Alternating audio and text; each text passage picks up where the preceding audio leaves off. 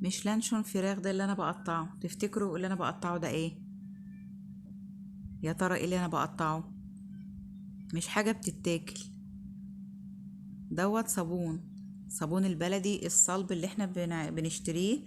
من النهارده ما عدناش هنشتريه وهنعمله في البيت تاني. انا بقالي كتير جدا ما بشتريهوش، على طول بعمله في البيت بحاجات كلنا كنا بنرميها. شايفين شكله ده كده بعد ما نشف؟ عدى عليه 24 ساعة. شكله عامل ازاي؟ افتحي معايا ونشف معايا وهوريكم واسمعكم دلوقتي الصوت بتاعه.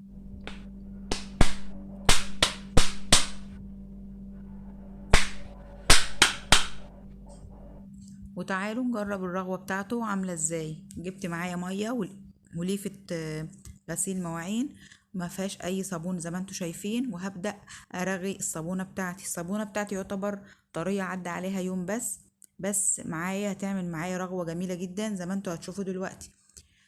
الصابون دوت انت بتعمليه وعلى الاقل تسيبيه شهر علشان الصودا القوية اللي فيه تتبخر وما تتعبش ايدك وتعمل لك تحسس في ايدك عشان الصودا يعني.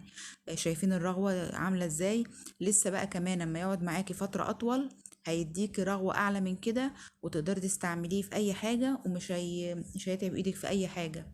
وممكن برضو نستعمله دلوقتي، بس يا ريت تحاولي انت لا تلبسي جلافز، تحطي تغسلي منه يبقى ايدك ما تلمسوش على طول. بس هو دلوقتي بيدي رغوة جميلة جدا وعالية قوي. بس لما يقعد وينشف اكتر بيقعد معاكي بقى الصابونة تيجي تغسلي بيها ما تبقاش طرية. هو لسه معمول دلوقتي بتبقى طرية، يعني تيجي تبليها في المية بتبقى لسه طرية معاكي. اما تنشف تبقى افضل. يلا بينا نشوف الطريقة هنعملها ازاي. السلام عليكم ورحمة الله وبركاته. ازيكم عاملين ايه؟ يا رب تكونوا بخير. ان الله وملائكته يصلون على النبي يا ايها الذين امنوا صلوا عليه وسلموا تسليما. اللهم صل وسلم وبارك على سيدنا محمد وعلى اله وصحبه وسلم. اول حاجة هنجيب معانا طبق بلاستيك. الصابون البلدي لا يتعمل في طبق بلاستيك لا يتعمل في طبق استانلس. ما تعملش في حاجة غير كده عشان ممكن يغير الصودا، تتفاعل مع مادة تانية الستانلس وغير البلاستيك.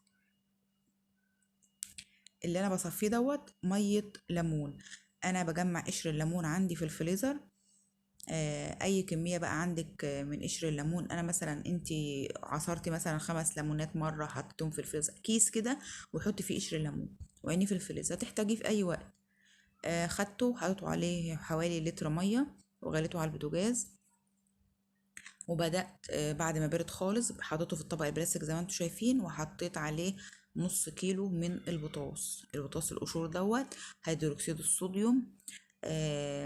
هتجيبيه من عند بتوع المنظفات. يا ريت تجيبيه بوتاص يكون فاتح لونه مش قديم مركون عشان يديكي نتيجة كويسة. يعني زي ما انتوا شايفينه كده كان قشور بيضة فاتحة.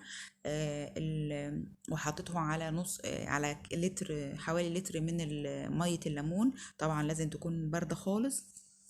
وبدأت حاطط عليها نص كيلو بوتاص. مفروض قبل ما احط البوتاص احط معلقتين سكر، اللي انا بحطهم دول معلقتين سكر ومعلقة ملح. مفروض تحطيهم قبل ما تحطي البوتاص، بس انا نسيتهم فحطيتهم. مش هتفرق حاجة الا ان هي هتاخد بس وقت معاكي في التقليب على ما تدوب.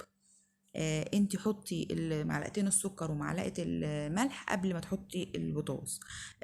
فوائد السكر ايه والملح؟ السكر بيعزز الرغوة، بيخلي الرغوة معاكي عالية. والملح مادة حافظة، والسكر برضو مادة حافظة، بس ما تكتريش من الملح عشان ما يقللش الرغوة معاكي. معلقة تكفي يعني.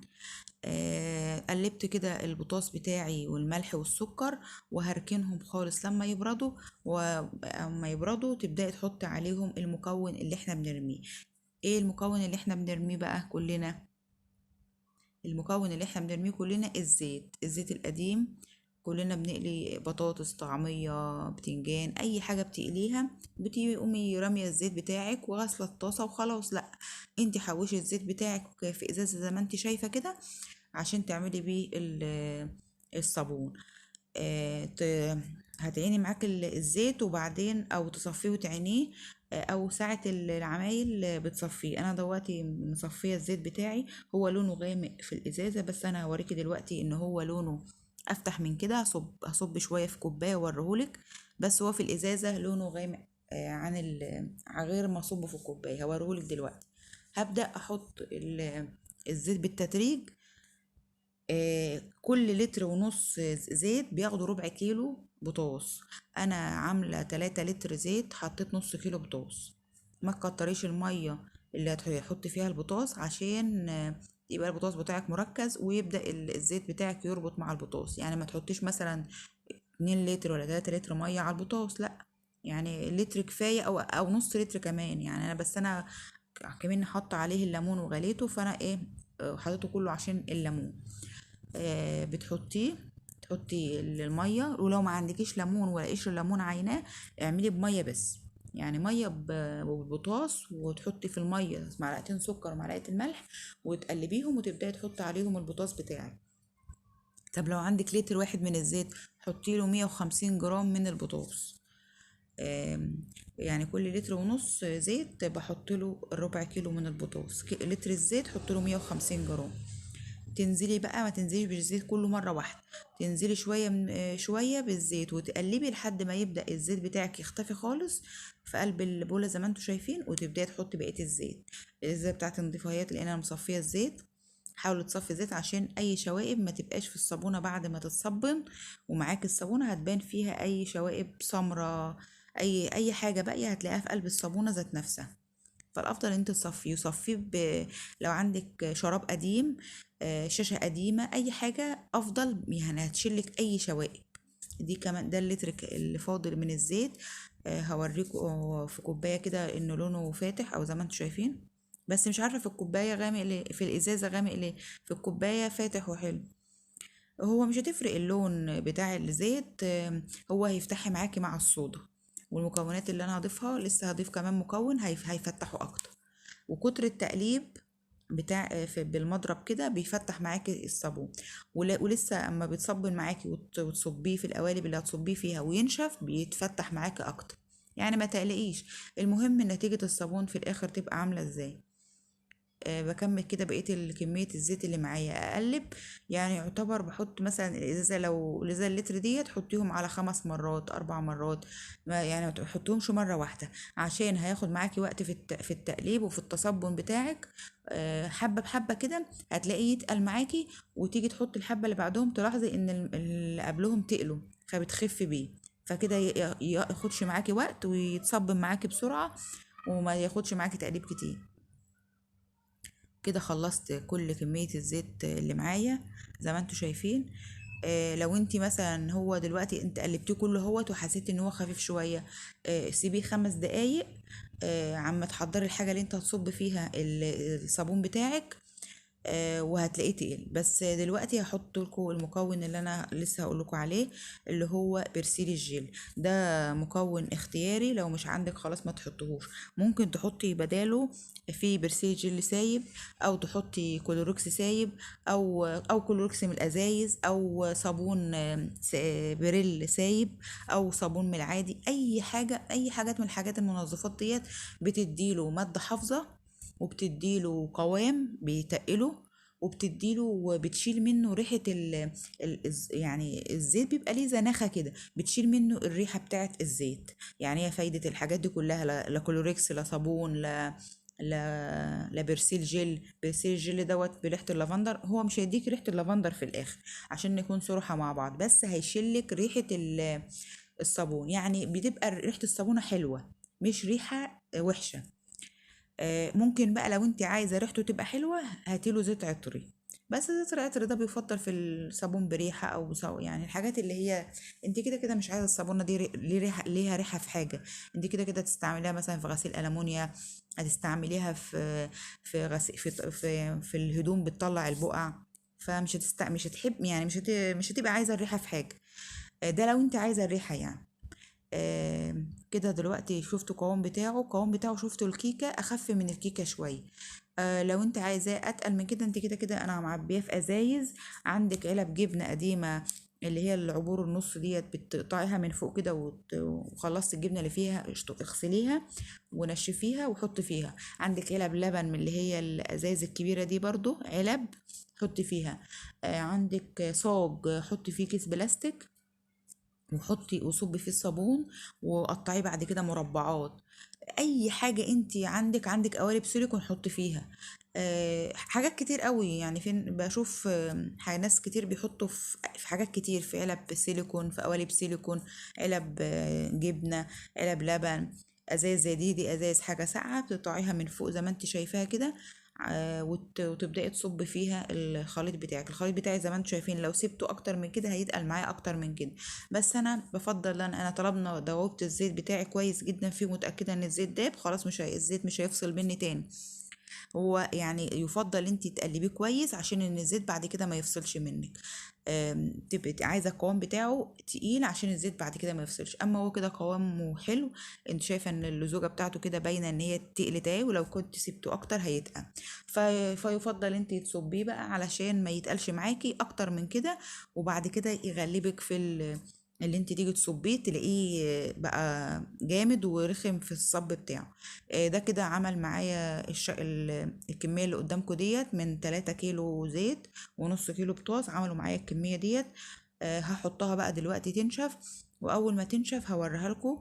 وهبدأ أقطع الصابون بتاعي. ده كده شكله بعد ما نشف. يعتبر بياخد مثلا سيبيه 4 5 ساعات أو 6 ساعات، وابدأي قطعيه.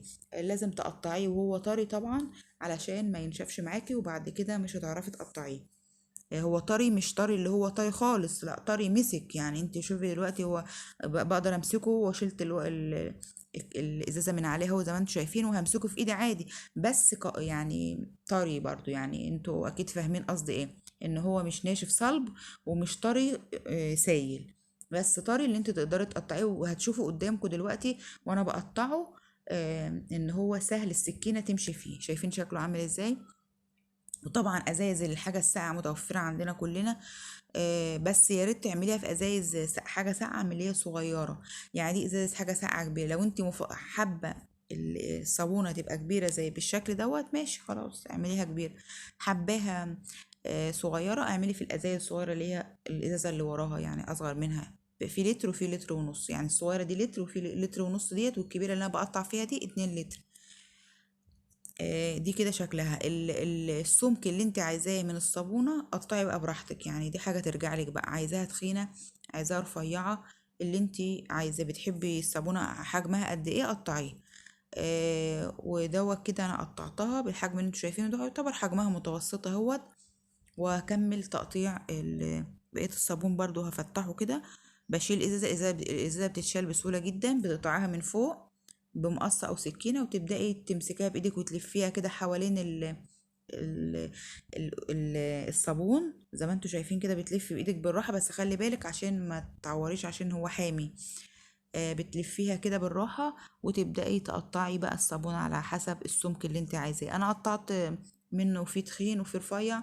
ممكن يعني بعد كده بحط مثلا رفيعة بحطها في الغسالة، بتنضف الهدوم جدا. وممكن التخينة دي بقى موقت تمسكيها تغسلي بها بالمواعين، تغسلي بها ألمونيا، تغسلي بها هدوم مثلا على ايدك، زي ما انتي حابة. اعمليه قطعيه كده. هو كده شكله، وقطعه بقى بالطريقة اللي انتوا تفضلوا. طريقته سهلة جدا. يا رب تكون عجبتكم. جربوها وان شاء الله تعجبكم قوي. طريقة سهلة ومش هتاخد معاكي وقت. جربي حتى في لتر زيت انت كده كده بترميه، فانت حوشي لتر حتى وجربي اللتر، حطي عليه 150 جرام 150 جرام بطاطس. حطي عليه الاول، حطي ميه، لو عندك شويه ليمون قشور عينيهم واغليهم في الميه، وسيبوهم يبردوا، وحطي عليهم معلقه سكر، وحطي عليهم معلقه ملح او نص معلقه ملح عشان اللتر كفايه. نص معلقه ملح صغيره، عشان انا حاطه معلقه ملح على ال3 لتر. حطي معلقه سكر كبيره ونص معلقه ملح صغيره. ده في اللتر، دي مكونات اللتر. والميه بتاعت الليمون، ما عندكيش ميه ليمون هاتي ميه عاديه. حطي ربع، يعتبر مج من المج الشاي الكبير دوت، حطي ميه، وحطي عليه ال150 جرام صودا. الاول حطي السكر وحطي الملح وقلبيهم، وبعدين حطي الصودا وقلبيهم، وحطي عليهم الزيت بتاعك بالتدريج، كيلو الزيت بالتدريج. قلبيه لحد ما يربط معاكي زي ما انت شفتوا. وابدأي حطي عليه كوباية برضو صغيرة مثلا صابون سايل، كلوركس ألوان، برسيل جل، سواء كان علب شركات يعني، او سواء كان سايب، يعني سايب بتشتريه بالكيلو او ازايز عندك اي حاجه، بتديله بتشد منه ريحه الزفاره بتاعه الزيت، وبتديله قوام تقيل، وبتفتح اللون بتاعه، وبتديله ماده حافظه للصابون بتاعك. الصابون بتاعك اركنيه نشفيه. انا هفرده دلوقتي على صينيه واوريهولكوا. زي ما انتوا شايفين بدأ الجزء اللي في النص دوت كده فاتح اهوت، والاطراف لسه كمان ما نشفتش. ده كده حطيته رصيته ينشف هو، وانا وريته في اول فيديو ناشف وصوته، وانتوا سمعتوا صوته عامل ازاي. يا رب فيديو النهارده يكون عجبكم واستفدتم بحاجه مني النهارده. دمتم في امان الله ورعايته، والسلام عليكم ورحمه الله.